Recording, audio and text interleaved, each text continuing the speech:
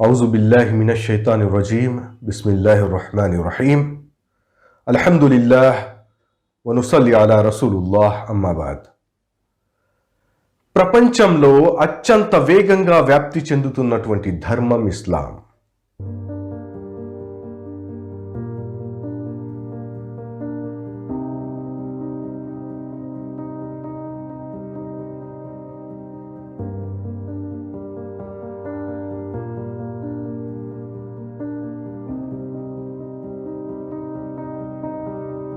ప్రపంచవ్యాప్తంగా విద్యావంతులు, మేధావులు, పండితులు, శాస్త్రవేత్తలు, బైబిల్ యొక్క స్కాలర్లు ఇస్లాం ఛత్రఛాయలోకి వచ్చి చేరుతున్నారు.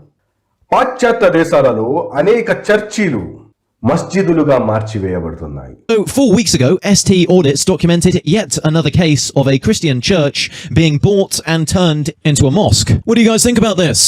Has reconverted the historic Torah Church, one of Istanbul's most celebrated Byzantine buildings, into a mosque on Friday. And it appears that numerous Christian churches are shutting down, being auctioned off, and then converted into mosques. This here is the old nationalist spiritualist church erected in 1860, and it is now the Salahuddin Mosque. The whole complex actually is Salahuddin Mosque, and I saw some... A church turned into a mosque. Allahu Akbar, Allahu Akbar. 24 more left to build now to complete this target, and we are trying, inshallah, to build these 24 mosques in the coming year so that we can achieve our target in the next year, which is also the Jubilee year of the Jamaat Germany. The Church of the Holy Virgin is located in the historic town center. This church was consecrated in 1955, but we don't need it anymore, so we want to sell it. They found a prospective buyer right away. The local Muslim community needed a place to worship. Then I think it's a good idea to turn a church into a place for Muslims to worship. Christians and Muslims have the same God. It's not the same religion, but we have much in common. This building is now known as Masjid Isa ibn Maryam. Until 4 years ago, it was called the Holy Trinity Church, part of this church to mosque journey. And then the rehabilitation of the building started. Pews were removed, its wood used to fix the floor, thousands of crosses on the walls were redesigned or painted over. An entire church converted to Islam at the same time in South Africa, and they took their shahada collectively. I've never seen a group conversion to any other religion, and I'm curious to see how many people are going to take their shahada. Let's watch the video and come back. And then I will translate in English. Who's up in there? And you will translate it in Zulu.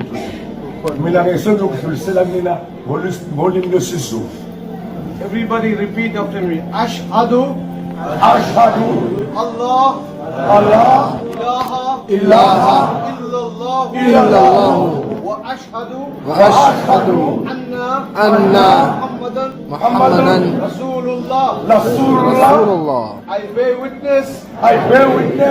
None worthy of worship. There's none worthy of worship except Allah.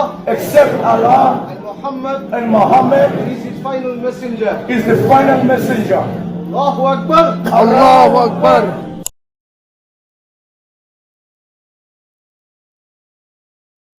ఎందుకు? కారణం చాలా simple.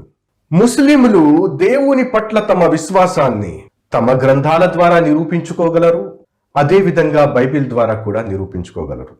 మరోపక్క క్రైస్తవుడు దేవుని పట్ల తన విశ్వాసాన్ని యేసు దేవుడని గాని, త్రిత్వమని గాని, యెహోవాయే యేసని గాని తాను నమ్మే సొంత బైబిల్ నుంచి నిరూపించుకోలేడు.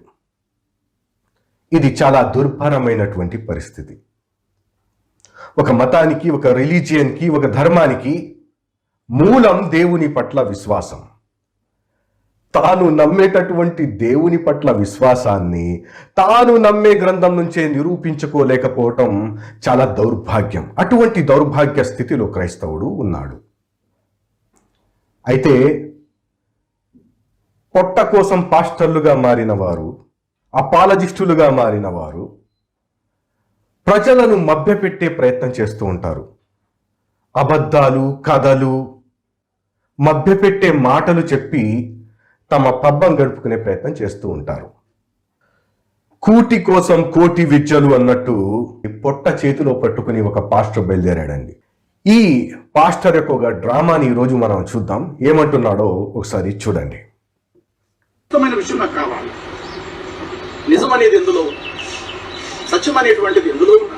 ఒక భయంకరమైనటువంటి క్రూరులు లాంటి వాళ్ళు, దుర్మార్గులు లాంటి వాళ్ళు జైల్లో ఖైదీ శిక్ష అనుభవిస్తూ, కఠోరమైన జీవితాలు, దుర్భరమైన బ్రతుకులు అనుభవిస్తూ కూడా బైబిల్ను చదివి విశ్వసించి ఎంతో మంది క్రైస్తవులుగా, నీతిమంతులుగా మార్చబడ్డారు. ఈ సత్యం ప్రపంచానికి తెలుసు. జైలు వార్డర్స్ కు, జైలున్న ఖైదీలు తెలుసు, జైలున్న పోలీసు సిబ్బంది వారికి కూడా తెలుసు. అయ్యా, వీడు బైబిల్ చదువుకుంటూ క్రైస్తవులుగా మారి జీవితం మార్చుకున్నాడు అన్న వాళ్ళు ప్రతి జైల్లో కూడా చాలా మంది ఖైదీలు ఉన్నారు. చూసారా, బైబిల్ చదివి ఖైదీలు మారిపోతున్నారంట. జైలు వాళ్ళని అడిగి తెలుసుకోవాలంట.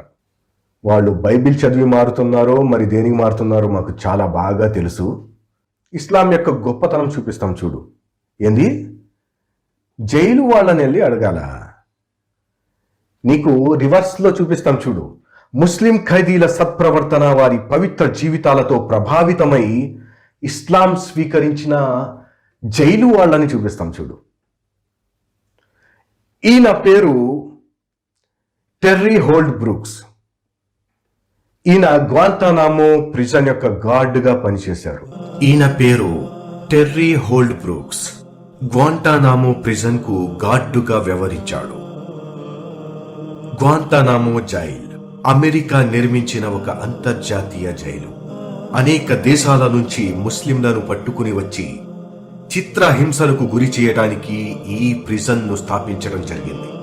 అమెరికన్ క్రైస్తవ మానవ మృగాలు ఈ జైలులో పాల్పడినటువంటి అమానుష సంఘటనల గురించి వారు అత్యంత క్రూరంగా ముస్లిం ఖైదీల పట్ల వ్యవహరించారని అమ్నెస్టీ తన ఒక నివేదికలో తెలియజేసింది.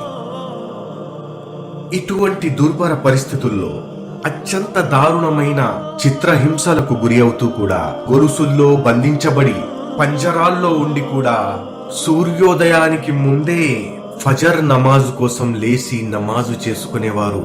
సమయానికి నమాజు చేసే వారి తత్వం అక్కడ గార్డుగా పనిచేస్తున్న టెర్రీ హోల్డ్ బ్రూక్స్ హృదయాన్ని కదిలించి వేసింది. వీరి యొక్క ఈ అద్భుతమైన జీవితాలకు, ఈ పవిత్రతకు గల కారణాలు తెలుసుకోవాలనే ఉద్దేశంతో ఆయన ఖురాన్ అధ్యయనం చేశారు. తరువాత ఆయన ఇస్లాం స్వీకరించారు. ఈయన యొక్క జీవిత గాథ మొత్తం ప్రపంచానికి తెలిసిందే. మీరు కూడా నెట్ లో సెర్చ్ చేసి తెలుసుకోగలరు. ఇది ఖైదీలు మారడం కాదు, ముస్లిం ఖైదీలను చూసి ప్రభావితమై జైలు వాళ్ళు ఇస్లాం స్వీకరించినటువంటి గొప్ప సంఘటన. ఇది ఇస్లాం యొక్క గొప్పతనం. క్రైస్తవం ఎందుకు సరిపోదు ఇస్లాం ముందు. ఇంకో గొప్పతనం ఏంటంటే, ఖురాన్ చదివి ఇస్లాం స్వీకరించిన వారు ఉన్నారు, అనేకులున్నారు. కానీ బైబిల్ చదివి, బైబిల్ అవగాహనతో చదివి ఇస్లాం స్వీకరించిన వారు ప్రపంచంలో కోకొల్లలు. మన తెలుగు రాష్ట్రాల్లోనే బోళ్ళంతమంది ఉన్నారు బైబిల్ని సరిగ్గా అర్థం చేసుకుని ఇస్లాం స్వీకరించిన వాళ్ళు. ఇది ఇస్లాం యొక్క గొప్పతనం. ఇంకా అయితే ఇక్కడ ఈ పాస్టరు ఒక ఛాలెంజ్ చేస్తున్నాడండి. ఈ ఛాలెంజ్ని చూద్దాం. ఒక ఉగ్రవాది ప్రజలను నాశనం చేసి ప్రజలను చంపే ఒక ఉగ్రవాది ఖురానును చదివి పబ్లిక్లోకి వచ్చి, ఒకప్పుడు నేను బాంబులు పెట్టి చాలా మందిని చంపాను, ఈ రోజు నేను మంచి వ్యక్తిని అయ్యాను, ఖురాన్ గ్రంథం నాకు ప్రేమ, మంచితనాన్ని నాకు నేర్పించింది, మానవత్వాన్ని నాకు రుజువుపరిచింది, మోక్షానికి వెళ్లే దారిని నాకు చూపించింది, ఖురాన్ చదివిన ఉగ్రవాదినైన నేను మంచి మనిషిగా మారిపోయినాను, ఒక్కరు నాకు కనబడలేదు. ఇదండి, ఇది ఛాలెంజ్. అడుక్కు తినేవాళ్ళు, భికారీలు, ఖైదీలు నడిపించు నానావా అంటూ క్రైస్తవంలోకి వచ్చేస్తున్నారంట. మీరు మట్టుకు ఉగ్రవాదులు ఎవరైనా మారి ఉంటే, ఇస్లాం స్వీకరించి ఉంటే చూపించండి. అంటే వీళ్ళ దుస్థితి, పరిస్థితి ఏంటంటే ఈక్వల్ ఛాలెంజ్ చేయలేరండి. అడుక్కు తినేవాళ్ళు మా దాంట్లోకి వస్తున్నారు, మీరు ఉగ్రవాదులను చూపించండి. సరే, నువ్వు వక్రంగానే, నువ్వు ఈక్వల్గా, ఎందుకంటే ఇస్లాం అనేది సర్వసత్యం, మీ విశ్వాసం అనేది ఒక పచ్చి అబద్ధం. పచ్చి అబద్ధం ఎలాగూ సర్వసత్యం ముందు నిలబడదు. కాబట్టి ఇలాంటి డొంక తిరుగుడు ఛాలెంజ్లు మీరు చేస్తూనే ఉంటారు. ప్రజలకు చూపించాలి కదా ఛాలెంజ్ చేస్తున్నట్టు. సరే, అడుక్కు తినేవాళ్లే మీ దాంట్లోకి వెళ్ళలేవు. ఇస్లాం, నీ ఛాలెంజ్ని తీసుకుని ఇస్లాం స్వీకరించిన ఉగ్రవాదిని చూపిస్తాం. అమెరికా దళాల తరఫున వెళ్ళి అనేక ముస్లిం దేశాల్లో పిల్లలతో సహా చంపినటువంటి వ్యక్తి, తర్వాత ఆర్మీ నుండి రిటైర్ అయి వచ్చి ముస్లింల పట్ల ద్వేషంతో రగిలిపోయి మస్జిద్ను పేల్చివేయటానికి, ముస్లింలను చంపటానికి పథక రచన చేసినటువంటి వ్యక్తి. క్రైస్తవంలో ద్వేషాన్ని నింపుకుని రగిలిపోయినటువంటి ఉన్మాది, ఉగ్రవాది ఇస్లాం స్వీకరించి ఏ విధంగా శాంతియుత జీవితంలోకి అడుగుపెట్టాడో మీకు చూపిస్తాం. ఇన్షాల్లా ఈయన యొక్క ఈ డాక్యుమెంటరీ చూడండి. ఇతని పేరు Richard McKinney. After 25 years in the armed services and several tours in the Middle East, Richard McKinney came back to the United States filled with rage towards Muslims.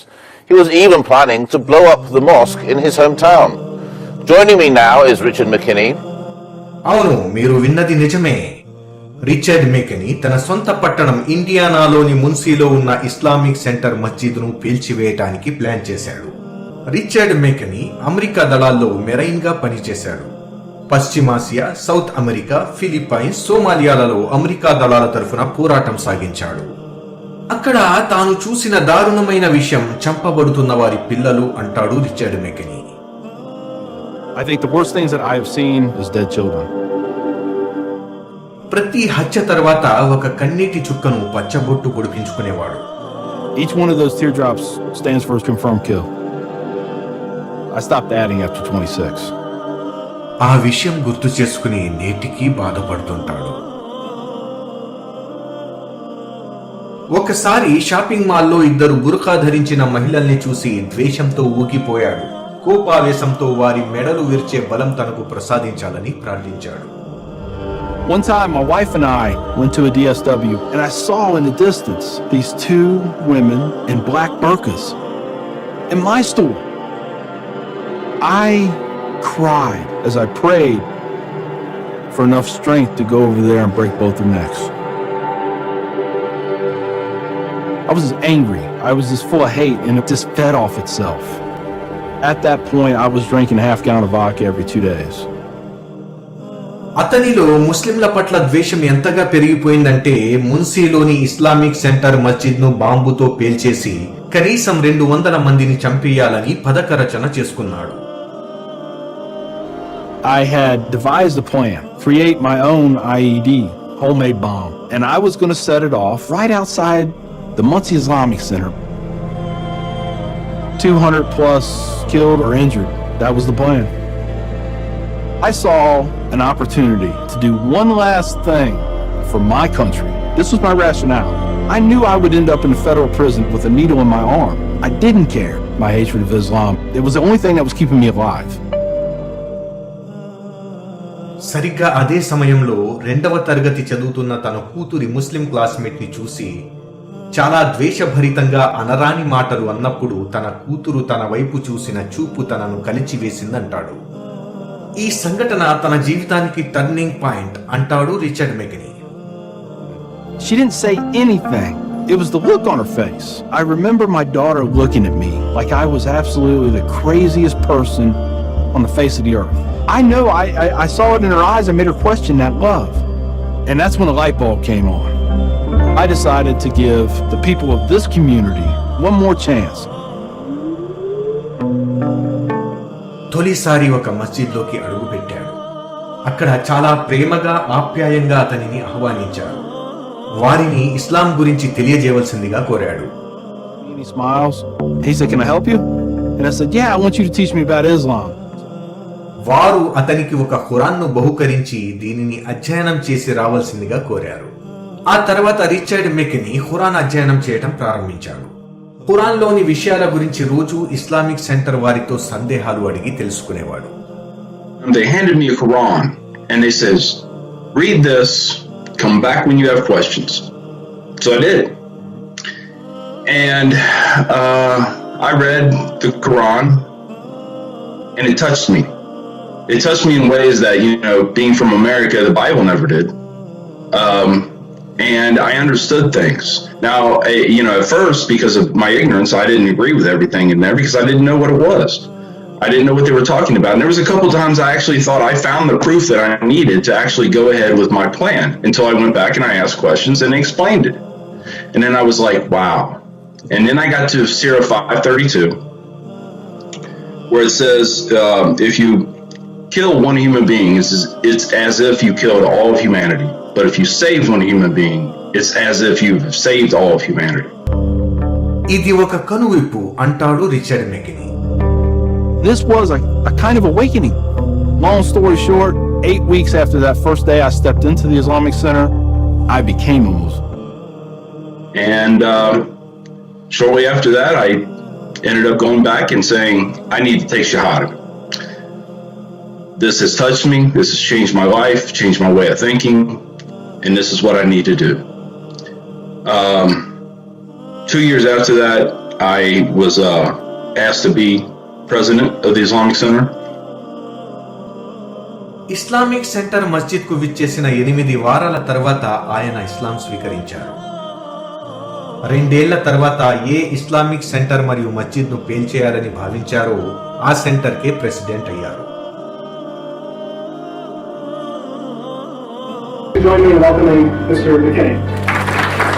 My big thing is now to stop the hate. Nothing good has ever come out of hatred. I've done too many things. I've hurt a lot of people. I have to live with that. ఆ విధంగా ఉగ్రవాద భావాలు, అపరిమిత ద్వేషం కలిగిన ఒక క్రైస్తవుడిని ఖురాన్ మంచి మానవత్వం గల, మృదు స్వభావం గల మనిషిగా మార్చివేసింది.